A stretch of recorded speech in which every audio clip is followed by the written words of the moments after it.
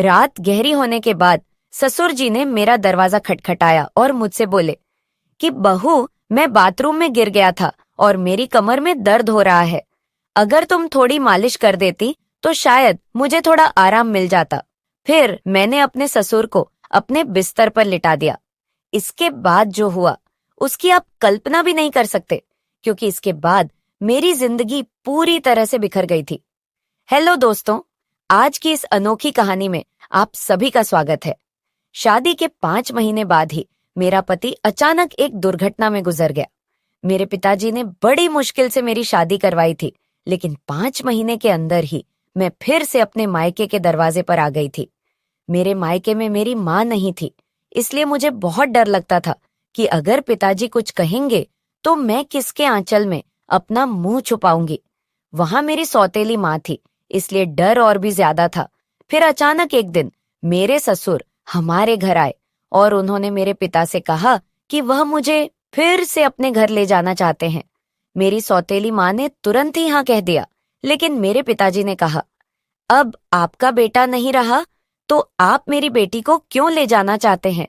इस पर मेरी सौतेली माँ ने पिताजी से बहस करना शुरू कर दी और कहा, इसमें इतना सोचने की क्या बात है।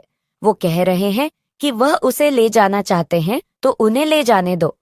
उनके घर की बहू है, बेटे की मौत हो गई तो क्या हुआ, वो अपने ससुराल जा सकती है। माँ के इस झगड़े के बाद पिताजी ने बिना कुछ पूछे कहा, अगर मेरी बेटी वहां खुश रहेगी तो एक पिता होने के नाते मुझे खुशी होगी, आप उसे ले जाइए। फिर मेरे ससुर ने मुझसे कहा, चलो कपड़े वगैरह लेकर आओ। मैंने अपनी सौतेली माँ के सभी अत्याचार सहते हुए अपने ससुर के घर जाने का फैसला किया। वहां पहुंचने के बाद मैं अपने कमरे में कपड़े बदल रही थी, तभी मेरे ससुर आए और बोले, बहू, एक कप चाय बना लाओ। मैंने जल्दी से रसोई में जाकर चाय बना ली। चाय पीते हुए उन्होंने कहा, तुम्हें पता है, इस घर में मैं बिल्कुल अकेला हूँ। मेरा बेटा इकलौता संतान था और तुम्हारी सास भी गुजर गई है, इसलिए मैं तुम्हें यहाँ लेकर आया हूँ ताकि मुझे लगे कि मैं यहाँ अकेला नहीं हूँ। मैंने कहा, पिताजी, आप बिल्कुल चिंता मत करें, मैं तो आपकी बेटी की तरह हूँ, हमेशा आपके साथ रहूंगी। फिर मेरे ससुर बोले, मुझे पता है कि तुम मेरे साथ रहोगी, क्योंकि तुम्हारी सौतेली माँ तुम्हें मायके में कभी शांति से नहीं रहने देगी। इस तरह कुछ दिन बीत गए। 6 महीने बाद एक रात मैं अपने कमरे में सो रही थी, तभी देर रात दरवाजे पर दस्तक हुई। मुझे समझ में आ गया कि यह मेरे ससुर ही होंगे, क्योंकि इस घर में मेरे और पिताजी के अलावा कोई और नहीं था। और रात के आधे पहर कौन दरवाजा खटखटाएगा। मैंने सोचा कि शायद पिताजी को कुछ चाहिए होगा, इसलिए दरवाजा खोली। दरवाजा खोलते ही मेरे ससुर ने मुझे पकड़ लिया और बोले, बहू, मैं बाथरूम में गिर गया था, मुझे बहुत दर्द हो रहा है, अगर तुम थोड़ी मालिश कर दो तो मुझे थोड़ा आराम मिल सकता है। फिर मैंने अपने पिता को अपने बिस्तर पर लिटा दिया, लेकिन मैं उनके कमरे से तेल लाना भूल गई। अब मुझे लगता है कि मेरा पति कम उम्र में ही मुझसे शादी कर बैठा और फिर इसी कम उम्र में इस दुनिया से चला गया। यह सब सोचते हुए मैं अपने ससुर की मालिश कर रही थी और देख रही थी कि वह मुझे अजीब तरीके से घूर रहे थे, जिससे मुझे और भी डर लग रहा था। तभी मैं बोली, ससुर जी, क्या हुआ, आपको किस जगह पर ज्यादा चोट लगी है, क्या डॉक्टर को बुलाऊं। इस पर ससुर जी ने कहा, नहीं बहू, तुम बस मालिश कर दो, मुझे इससे ही आराम मिल रहा है। उनकी अजीब बातें सुनकर मुझे और असहज महसूस होने लगा।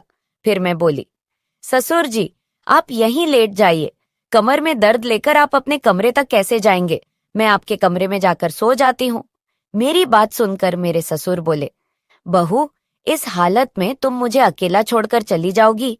अगर रात में मुझे बाथरूम जाना पड़े तो मैं अकेले कैसे जाऊंगा, इससे बेहतर है कि तुम यहीं सो जाओ।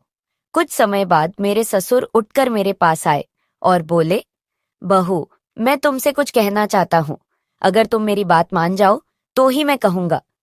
उनकी इस बात से मेरा दिल बेचैन हो गया। मैं चिंतित होकर बोली, ससुर जी, आप कहें, क्या बात है।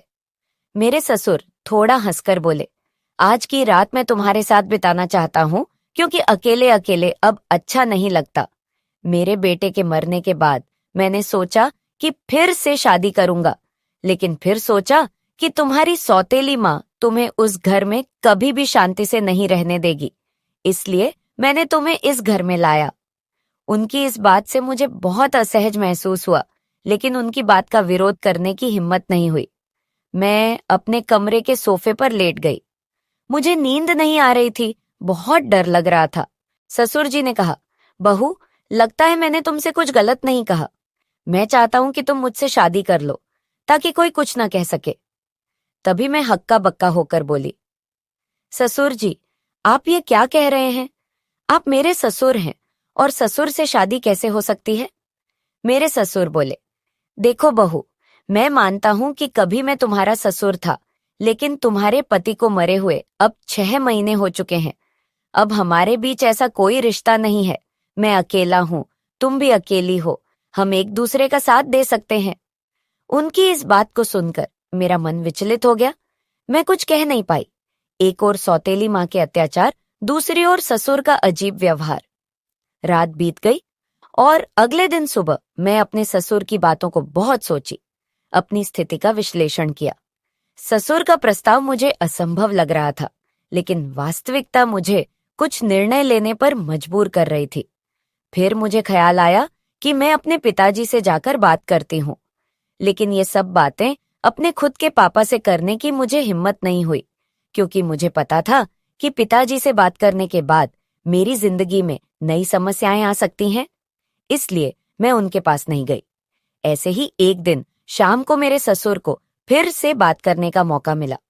उन्होंने कहा, बहू, मैंने तुमसे कुछ गलत नहीं चाहा, बस चाहता हूं कि तुम मेरे जीवन में खुशी लाओ। मैं अकेला नहीं रह सकता, तुम्हारे साथ ही मेरी जिंदगी पूरी होती है।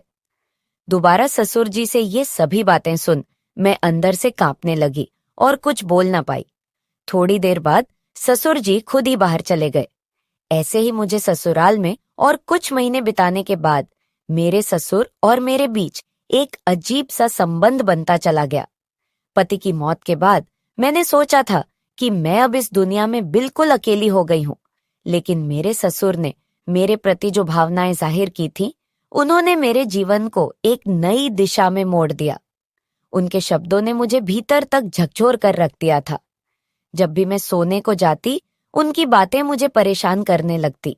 वह कहते थे कि मेरे साथ रहने से उन्हें अपने अकेलेपन का एहसास नहीं होता, और वह चाहते थे कि हम दोनों एक नई जिंदगी की शुरुआत करें।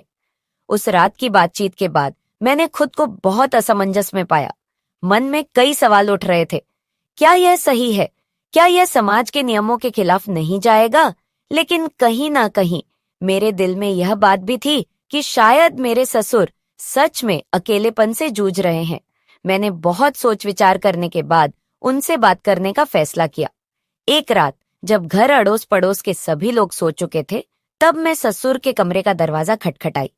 उन्होंने दरवाजा खोला और मुझे देखकर थोड़ा हैरान हुए। मैं अंदर गई और बोली, ससुर जी, मैं आपसे कुछ महत्वपूर्ण बात करना चाहती हूँ।